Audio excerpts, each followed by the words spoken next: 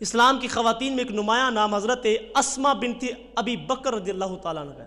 یہ حضرت یار غار حضرت ابو بکر صدیق رضی اللہ تعالیٰ عنہ آپ کی صاحبزادی ہیں۔ جب حضور علیہ السلام ہجرت کے ارادے سے حضرت ابو بکر صدیق کے گھر میں تشریف لائے تو انہوں نے کھانا تیار کیا، اور کھانا باندھنے کے لیے ان کے پاس کوئی کپڑا نہیں تھا، تو انہوں نے، وہ عربی خواتین کمر پہ ایک کمر بند باندھتی ہیں، اس کو نطاق کہتے ہیں، تو آپ نے وہ اپنا کمر بند اتارا اور اس کے 2 ٹکڑے کیے اور اس کو پھاڑ کے اس کپڑے کے ساتھ اس کھانے کو باندھا۔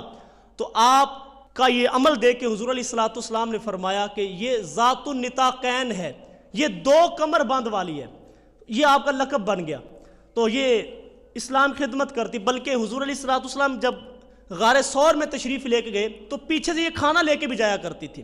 یہ حضور علیہ السلام کی خدمت، یار مرد تو اسلام کی خدمت کرتے رہے ہیں لیکن خواتین کا کردار دیکھیں۔ آج کی خواتین کہتی ہیں ہم کیا کریں جی، بچے چھوٹے چھوٹے ہیں، ہم سے تو نماز نہیں پڑھی جاتی، کپڑے صاف نہیں رہتے، لیکن یہ بھی تو دیکھیں نا، جب ہجرت ہوئی نا تو ان کے پیٹ کے اندر تھا حضرت عبداللہ رضی اللہ تعالیٰ عنہ۔ جب قباء کے مقام پہ پہنچے، مدینے پہنچے نا، تو قباء کے مقام پہ بھی حضور تشریف فرما تھے، تو بیٹا پیدا ہوا تو حضرت ابو بکر صدیق رضی اللہ تعالیٰ نے اپنے نواسے کو اٹھایا اور لا کے حضور علیہ السلام کی خدمت میں پیش کیا۔ کیسا خوش نصیب بچہ ہے۔ حضرت نبی اکرم صلی اللہ علیہ وسلم کی خدمت حضرت ابو بکر صدیق لائے اور عرض کی حضور جی یہ بیٹا پیدا ہوا ہے، اس کا نام بھی رکھ دے اور گھٹی بھی دے دے اور دعا بھی فرما دے۔ تو حضور علیہ السلام نے دیکھا تو فرمایا اس کا نام عبداللہ رکھتے ہیں، عبداللہ بن زبیر رضی اللہ تعالیٰ عنہ۔ تو نام عبداللہ رکھا، اور پھر حضور علیہ السلام نے اپنے مبارک منہ کے اندر کھجور رکھ کے چبائی، اور چبا کے حضور نے اپنے مبارک لعاب والی وہ کھجور حضرت عبداللہ کے منہ میں رکھ دی۔ حضور نے خود گھٹی دی اور حضور نے دعا فرمائی۔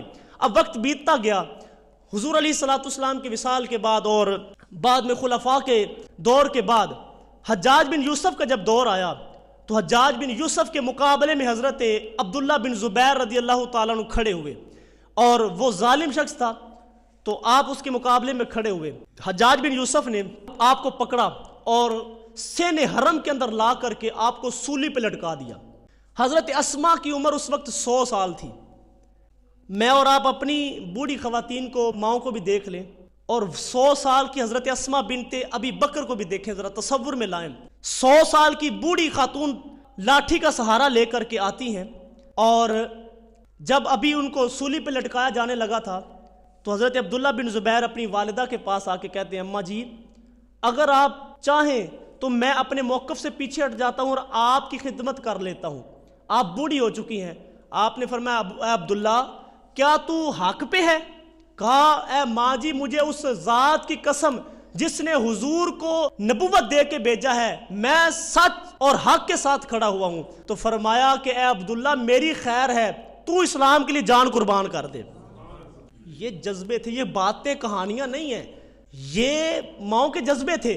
تو جب بیٹے کو سولی پہ لٹکا دیا گیا، حجاج اتنا ظالم شخص تھا، اس نے کہا اس کو لاش کو میں نے اتارنے نہیں دینا۔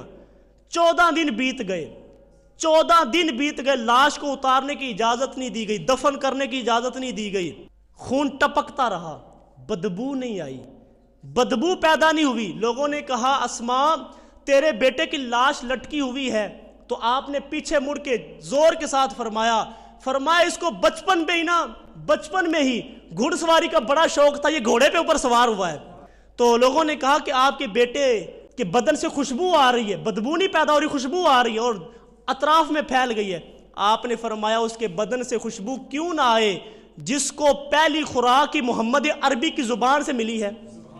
حضور علیہ السلام نے جن کو پہلی خوراک گھٹی کی صورت میں دی ہے، اس کے بدن سے خوشبو کیوں نہ آئے؟